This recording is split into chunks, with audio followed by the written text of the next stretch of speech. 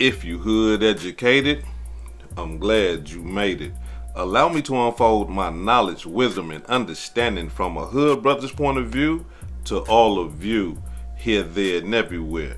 Now check me out. New and wild allegations tonight in the 27-year-old Tupac Shakur murder case. According to new court documents obtained by News 3, Dwayne Keefe D. Davis accuses hip-hop mogul Sean Diddy Combs of paying $1 million in a plot to kill Tupac. Good evening, everyone. I'm Jim Snyder. And I'm Marie Mortera. Now the lieutenant, first on scene that night almost 30 years ago, was speaking out. News 3's Kalia Patterson joining us here with his response to those accusations.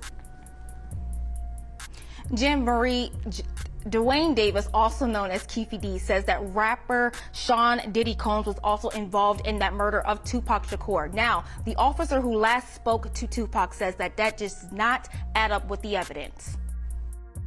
How long would you expect, the rest of the world and the criminal justice system to all sit around and do nothing? Former Las Vegas Lieutenant Chris Carroll sits down with News 3, unfazed by new court discoveries in the Tupac Shakur murder case. New court documents show that Dwayne Keefe D. Davis accused hip-hop mogul Sean Diddy Combs of paying $1 million for the killing of the rap icon Tupac Shakur.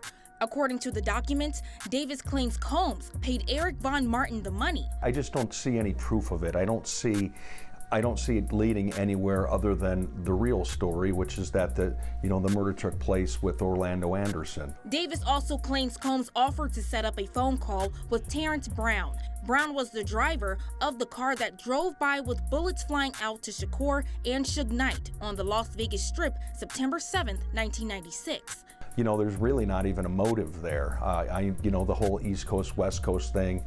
Yeah, it was a thing in the 90s, but it certainly was no reason to put $1 million hit on somebody. I think the fact to say that Diddy is part of it, Diddy paid $1 million, I think it just makes for a good story. Davis is also having trouble getting his bond paid. A friend of Davis's, another music executive, tried to pay it, but the judge denied the payment because she didn't know where the money came from. Prosecutors argued if Davis is set free on bail, he would sell his life story involving Tupac as income while he was on trial. Davis's attorney said that's not legal. In regards to any restrictions that money is for his life story, again, as Your Honor just noted, it's very limited that at this point, since he's not convicted, you cannot tell Mr. Davis he cannot receive those monies. He can receive any monies in regards to this crime until he's convicted. Carroll says the story is cut and dry and should be laid to rest. Will it bring closure to the case? No. Regardless of whether he's found guilty or not guilty, the conspiracies will still continue. And unfortunately, I don't think it's really going to change anybody's mind much, regardless of what happens. The judge over this case will make a decision on Davis's bail this week. Live in studio, Kalia Patterson, News 3. The Washington Times. Could Sean Diddy Combs be called to testify in Tupac Shakur murder trial? Diddy could possibly be named as a star witness in Tupac murder trial. Suspect Dwayne Keefe D. Davis reportedly believes that the music mogul could help plead his case. So now you want P. Diddy to help you get out of that murder charge. But you are the same person, Keefe D. You are the same person that was running around on interview to interview convicting P. Diddy. You the one that was going on interview to interview saying that P. Diddy paid you $1 million to kill Tupac and Suge Knight. But you ain't get the money because he gave the money to somebody else to give to you. And now that you have been charged with the murder of Tupac, now all of a sudden you want him to help you get up out of that charge. Hey, listen here, y'all. I don't believe that P. Diddy is going to go for that. I believe P. Diddy don't want to be involved in that, even though the accusations are out there. And then there's other people that have confirmed that P. Diddy did pay the other guy the money to give to Keefe D. So why would he even involve himself even in that just to help Keefe D right now? Now I understand the play because, Diddy can go in there and say, hey, look, Keefe D was lying. In all those interviews and his books and all that old type of stuff, Keefe D was lying. I never paid nobody $1 million or nothing. You see? And that right there would undermine the prosecution's case. But I don't see P. Diddy coming to your defense after you have condemned him over and over again. Cold-blooded demonstration. Now, let me say this right here, y'all. Coming from a gangster perspective, right? From my understanding, as a young, gang banging maniac out there in the streets, one thing that I was taught, by the older brothers was to never say nothing to the police. Nothing, right? Now, no one never explained this to me. I'm talking about none of the elites never explained it. They just said don't ever talk to the police about nothing. And so by me just being a listener, I said, okay, all right, cool. And so whenever I caught myself being in a jam or something like that, them homicide detectives come grab me, them robbery detectives come grab me and try to sit me down in that room and say, hey, listen, check this out. What happened over here? I just remember what they told me. Don't say nothing. And that's all I used to do. I say, I ain't got nothing to say to y'all. Take me to the county jail. I want my lawyer. And that right there will kill everything, right? But being 100 with y'all, there's been times that I have been sitting in those seats and I wanted to try to explain my way, up out of the situation, right? I wanted to know what they knew. You see what I'm saying? I wanted to know, what y'all got? What type of information y'all got? Do y'all got evidence, right? And I wanted to try to maneuver my way up out of there, but it never happened because I always remember what the brothers told me and I kept my mouth closed, right? And I remember one time I had caught a case and I was sitting down with my lawyer and I asked the lawyer, I said, shouldn't I be trying to talk to them to try to explain things and let them know that I didn't have anything to do with that? And I'm talking about them, I'm talking about the investigators, right? I asked my lawyer, I say, shouldn't I be trying to let them know, hey man, look, I ain't had nothing to do with that. I was over here at my girlfriend's house, I was at my mama's house, anything like that. And he said, nah. He said, you're doing right. You don't say nothing to them. You can't compete against them. These guys are trained professionals, and anything that you say can and will be used against you. Anything. The harmless thing that you believe that is harmless can turn into something that will be detrimental to you at trial. He said, so no, you're doing great. You don't never talk to them. You talk to me. I'm here to help you. Not them. They are there to put you in prison. Right? So, when he told me that, I was like, all right, because he making sense to me. It's making sense. But still, within myself, I'm thinking yeah, I hear you, but I still want to try to prove my case. You know what I'm saying? I still want to try to tell them that, hey man, I don't. And he was like, nah, you don't do that. And here's why. A lot of young guys sit down in front of the homicide detectives, the robbery detectives, and they try to explain away the crime, right?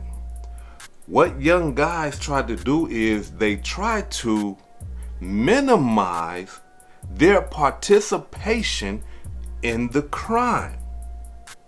And when he said that, it hit me, right? Because, if I was to talk to them, I would want to minimize, say, hey man, I ain't had nothing to do with that. I was just over here watching, or I was just on security, or, you try to minimize, your participation, right? But what he told me was cold. He said, while you're trying to minimize your participation in a crime, you are convicting yourself. Because anytime you participate, no matter how much, large or small, in a crime, you are guilty of that crime. And I understood then. I understood what Lord now was telling me. I understood what the attorney was telling me. And the reason why I'm telling y'all this right now is because I believe that Keefe D done fucked up. Excuse my language. I believe that he done messed up. Because we gotta understand something. With all that talking that he was doing, right? Nobody knew who killed Tupac. Nobody knew who was involved in the murder of Tupac or nothing. But when Keefe D got to doing all that talking, he convicted himself. And let me explain to y'all why I believe this. When he, in his book, in all the interviews, he would be explaining the situation, but he would be minimizing, right? He'll say things like this: yeah, I was in the car. We seen Tupac. I had the gun. I gave the gun to so-and-so in the back. And he the one did the shooting. Right? That's minimizing. I ain't kill him. I gave so-and-so the gun and he did the killing. You see, that's minimizing. But see, what he didn't understand is that, listen, minimizing would get you convicted. Minimizing would get you charged. Because when you minimize, you are telling the police, you are telling the prosecuting attorney that, hey, I know about this murder. Not only that, I have details about this murder. And I believe one of the details that's going to really cook him is that the gun that was used. That's powerful. He said that Pac was killed or, was shot at, or the gun that he gave to the boy in the back was a .40 caliber Glock. So now with him saying that, and with them going to the murder scene, right, where the shots was fired at, and they checking to see, the shell casings that are on the ground, .40 caliber. How did he know that? He had to be participating. No matter how minimal it was, he was participating. How did he know that Tupac was killed with a .40 caliber? You see what I'm saying? So there's the link right there. Now, you hear him on the news saying that, hey, they ain't got me at the scene. They ain't got me down there in Vegas. They ain't got none of that. Yes, according to the evidence that I have seen, yes, they do. Yes, they do. And the evidence that they're going to use against him is simple stuff that we don't think about, right? Hotel reservations. Yeah, something that simple. A hotel reservation places him in Las Vegas the night Tupac was killed. But not only that though, we like to take pictures. When we go to, Mike Tyson fights and stuff like that, we like to, hey man, yeah, man, what I'm saying? Yeah, we out here, you know what I'm saying? Yeah, we was at the fight, dog, Those type of things is corroborating evidence that's going to be used against him during his trial. Pictures of him there in Vegas the night of the fight. You can't take yourself away from that now. The gun that was used that you said you gave to the other boy, we know that to be true now. You corroborated that. We got pictures, we got hotel reservations. You was there. You can't say you wasn't there. We got the evidence proving that you was there. But not only that though, it gets cold, right? It gets colder than that. One of his own homeboys from his gang is the key witness and going to be testifying against him, telling the state, hey, yeah, he was down here, he gave the other guy the gun, and yeah, they did the shooting. They killed Tupac. You see? Listen, all that minimizing and thinking he's slick and all this old type of stuff, talking about, man, I was just trying to make some money. I was just trying to make some money. They not going for that. That argument right there is weak. That's a weak argument. Because here it is, you putting out information in a book, a memoir. And you know, a memoir is your life story. You put it in a book, what happened. Come on now. Not only that though, the interviews that you have done, the interviews that has other people corroborating the story that you telling. As a matter of fact, check it out. Well, in fact, you know, there was the rumor that after Pac got killed, Puffy gave Zip $1 million that was supposed to be handed over, and Zip ended up keeping it. And I remember when I interviewed TK Kirkland, who was actually roommates with Zip at one point. They were that close. He actually said, yeah. The feds said that too. He said that shit actually happened. Well, the story that has circulated was that after Tupac got killed, Puffy allegedly gave the money. I heard to Zip. Yes. And Zip was supposed to give the money to Keefe and them. Yes. But he never gave the money to him. But thank God he never gave him the money, right? Think about it. If he gave the money, Puffy will be in prison now, money for hire, a murder for hire. So thank God, it's just a true story. I'm not saying yes or no, but if he would have gave them the money, it'd have been a murder for hire and Puffy would be locked up. The FBI said he's a dirty motherfucker. Yeah, and he even said that, like, in retrospect, that was probably the best thing that could have ever happened to Puffy. By Zip stealing the money, now Puffy isn't connected to that shit. Or else it would have been like a murder for hire or something, you know what I'm saying? The FBI said Zip. So the FBI told you the same They said he was thing. a dirty motherfucker, yeah. So the FBI told you that Zip kept that money as well. They said Zip's a dirty motherfucker. Everybody cross you. You the last one to know every fucking thing. Even lawyers, your friends, everybody can cross your ass. You just don't know. Even the dudes you was riding in the car with every day, like a low jack. Like, what the fuck? Yeah, well, I mean, like I said, Zip had a history of ripping people off. Yeah. He never ripped me off. Well, otherwise he wouldn't have. Didn't he technically do? I mean, if he kept the money that supposedly. True. So actually, he ripped you off for $1 million. Yeah. If that's what happened, yeah. They sure said it. The FBI said that. The people down, yeah. U.S. attorneys, all of it. They said that. Zip's a piece. They said he's a piece of shit. But I didn't ever know that he got no money. But they said he got it. Yeah. Yeah. Well, Gene Deal said he got it too. Oh, Kirkland, really? yeah, everybody's, yeah. You see what I'm saying? You got other people corroborating your story. So I know a lot of y'all saying, well, what? Wait a minute, hood educated?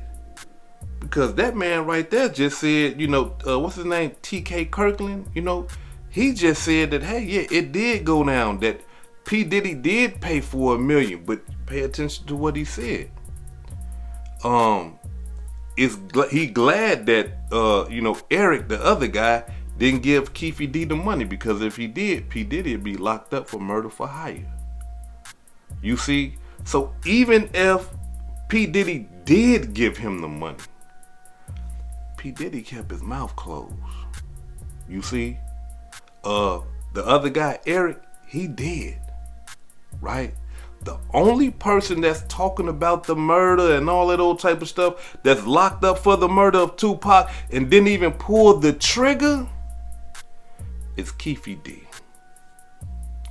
Cold-blooded demonstration. I'm talking about, man, you locked up for a murder that you ain't even commit. You ain't even pulled the trigger. You just participated in a murder. And now you looking at life in the penitentiary. Cold-blooded demonstration. Now listen, before I depart, allow me to say this to you youngsters. When the homeboy pull up, and they talking about they about to go put in some work, and all they want you to do is just drive because you ain't never killed nothing yet. You ain't never shot nothing yet. You ain't never beat nothing or nothing. Man, we just want you to drive. Don't you get in that car and drive. Don't you drive. Because if you take them and they go and kill somebody, hey, you might as well jump out that car and put in that work yourself. Because when y'all get caught, they gonna charge you with first-degree murder. The same way how they doing him, Keefe D, the same way. They gonna charge you just like that. Yeah. So don't listen. They pull up, hey man, we finna go put in some work. We just want you to drive. Don't you drive that car. As a matter of fact, we about to go put in some work. We just want you to be a lookout. Don't you look out. No. Because you participating in a crime. Hey, listen, check this out, bro. Look, we finna run up in this house, man. We finna pull a kick though. We finna jack everybody in there. We just need you to look out for us and let us know if the police coming. If you see the police or you hear the police, hit the line and let us know. You thinking to yourself, cool. All I got to do is sit out and watch, and y'all gonna break me off some bread after y'all get done robbing these peoples? That ain't nothing. But they go in there and commit the robbery, and then they get to killing peoples. You see? They get to killing peoples, and now y'all get caught. And you sitting up there thinking to yourself, I ain't did nothing. I ain't shot nobody. I ain't put no pistol in nobody's face. I ain't slapped nobody with a pistol. I ain't demand no money from nobody. Why y'all charging me with murder? You participated. Listen, you might think that it's small because you just was sitting out there standing and looking and being on security. Listen, the laws don't care about that. You participated. You helped complete the crime. Without you sitting out there watching and stuff like that, they probably wouldn't have went up in there and robbed the people and end up killing people. That's how they gonna play it. You see? That's how they gonna play it. So anytime, listen, I don't care what it is. If somebody's saying, hey, listen, man, we finna go swipe some cards.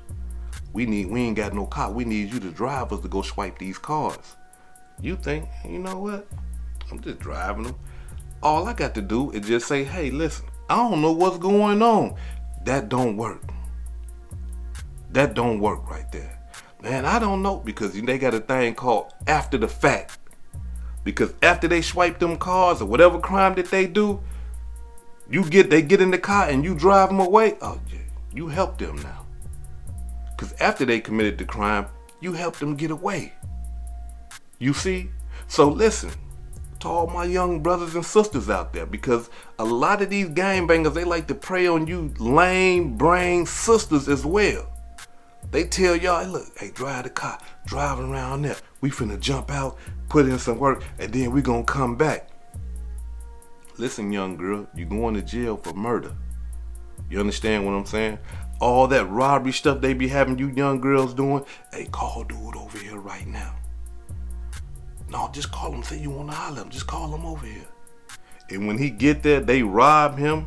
If that robbery turn into a murder, or even if it's just a robbery, and they get caught, and they get to doing, the investigators get to doing their homework, you're going to jail, young lady. Yes, you're going to jail. Hey, look, check this out. I want to have my dope sent to the crib. Yeah, don't worry about it. No, ain't nothing gonna happen. You know what I'm saying? I'm gonna cover you. I got you. You know, just let the work come to the crib. You know what I'm saying? Then you grab the bag. Then I'm gonna come pick it up. You going to jail. Listen, they're not trying to hear all that. I ain't know what it was. I ain't know whose stuff it was. I just picked it up and brought it in the house. They ain't hearing that. You going to jail. So when these young boys try to get you to participate in any type of criminal activity, nah. As a matter of fact, you need to tell them, hey, look, I don't want to participate. I like you, but I don't want to participate in no crimes and nothing like that because I can't go to jail. When gangsters hear that, they already know what you tell them. You tell them that you gonna snitch on them. Say, whoa, you don't want to go to jail? Nah, I can't go to jail. I can't do no time. They gonna cut everything off. Don't speak nothing criminal around her. Don't try to get her to do nothing criminal. She already told us she can't go to jail. She can't do no time. That's what you tell them. Look, I can't do no time. I can't go to jail. That's not my thing. They gonna understand clear what that mean. Oh, she'll tell. No. Quit talking about everything around her. You see? So y'all gotta understand that out there. Stop thinking that, things are just minor. No, these are major things. Like this boy right here, Keefe D. Man, please. He really think in his mind, I ain't do nothing. He really do think that. All I did was handle the pistol. No, you participated in a murder. And we got evidence proving that you know about the murder. And now they finna try to bury his ass for the murder of Tupac Shakur. This is hood educated, not lame related. Peace and love, and y'all take care of yourself out there. If I said anything that caused you to think, hit that like button and subscribe to the channel if you're not subscribed already. And if you're feeling generous, please make a small donation to the channel. Peace and love.